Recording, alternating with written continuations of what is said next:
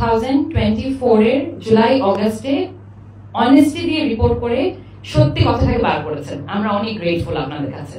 এখন প্লিজ 2008 এর ইলেকশনে আওয়ামী লীগ আসার পর থেকে, আওয়ামী লীগ এসেছে তাই আওয়ামী লীগ বলছি, it's nothing political, just fact, যা যা ইনসিডেন্ট হয়েছে starting from BDR mutiny, because this was the start of breaking the spine of a country, যখন massacre, exactly, tragedy and massacre, it should be started with that. এটা দিয়ে শুরু করা উচিত আপনারা যদি জাস্টিস খোদাই করতে চান, because this was the spine of the country.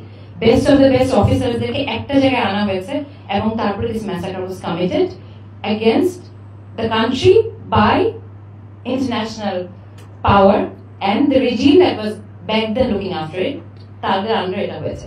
So please একদম ট্রুথে যান, ভিতরে যান। ইমোশনের কথা বলি, ইমোশনের কথা বলতেই পারি, but let's just understand one thing, যে 57 জন হোক 73 জন হোক, যত মানুষকে আপনি মারেন, একবার ফাঁসি দিয়ে যে মেরেছে তাকে কিন্তু আপনি, এটা কিন্তু জাস্টিস হয় না।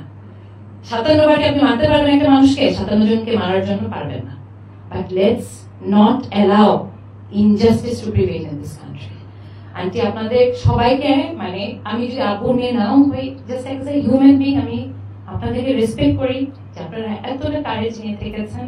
আমার আম্মুর জার্নিটা আমি দেখেছি, আমি জানি আপনাদের সবার জার্নি সেম। পিচ্ছি বলা যারা আমার থেকেও ছোট, তোমরা অনেক ব্রেভ আপু, তোমরা অনেক ব্রেভ যে তোমরা এত কিছু পরে এত ভালোভাবে লাইফ লিড করছো, আর এথিক্যালি করছো। আল্লাহ আমাদের সবাইকে রায় পথে থাকার তৌফিক দিক। একটা বিষয় আমার মনে হয় সাংবাদিক ভাইদেরকে আমরা একটু পরিষ্কার করে বলি, যদিও কিনা আমরা বলে ফেলি বারে বারে বিডিআর বিদ্রোহ, বিডিআর মিউটিনি, এটা কিন্তু মিউটিনি না, এটা হত্যাকাণ্ড। আমরা আসলে শহীদ পরিবারের থেকে এটাকে কখনোই মিউটিনি বলি না। যখন কিনা একটা বিদ্রোহ হয় সেটার একটা আদর্শ দিক থাকে, এটার কোনো আদর্শ ছিল না। আমি আরেকজন সন্তানকে একটু অনুরোধ করবো আমাদের সঙ্গে এসে কথা বলার জন্য। প্রথমত যেটা সাকিব ভাইয়া বলেছেন, এবং এটা আমি এই 15 বছরে বহুবার আমি বলেছি, সেটা হচ্ছে যে আমি বিশেষ করে জার্নালিস্ট আমাদের যে ভাই বোনরা আছেন, আমি আপনাদের কাছে রিকোয়েস্ট করব, কখনোই please from this point onwards আপনারা কখনো বিডিআর বিদ্রোহ কথাটা লিখবেন না। এটা কোনো বিদ্রোহ ছিল না, এটা খুব পরিষ্কার ভাবে এখন বোঝা যাচ্ছে, সবাই বুঝতে পারছে, কিন্তু বারংবার এটা লেখার ফলে, বারংবার এটা বলার ফলে এই হত্যাকাণ্ড শব্দটা কিন্তু হারিয়ে যাচ্ছে। হ্যাঁ, আমি যখন কথা বলি, আমি কিন্তু কখনো কাউকে বলি না যে আমার বাবা মারা গেছেন, আমার বাবা he has passed away, he is dead, he is diseased. No, he was killed, he was assassinated. Let this be on record.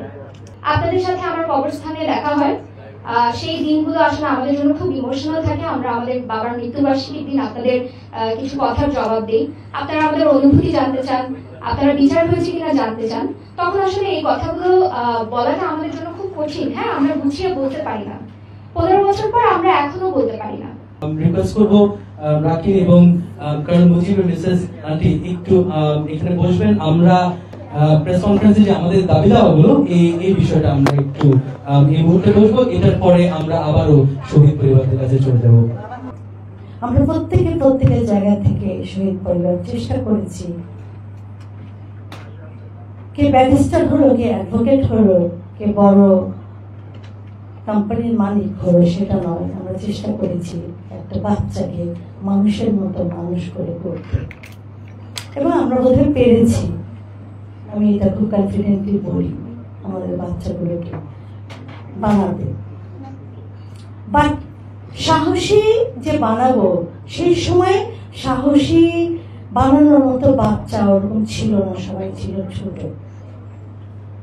হ্যাঁ, তো তাদের এই গল্প বলে বলে আমরা যতটুকু শুনিয়েছি, বা তারা অল্প অল্প ভাষা যেগুলো দেখেছে সেগুলো মনে, আমার অনেক বাচ্চা আছে অনেক ছোটবেলার কথা মনে পড়ে।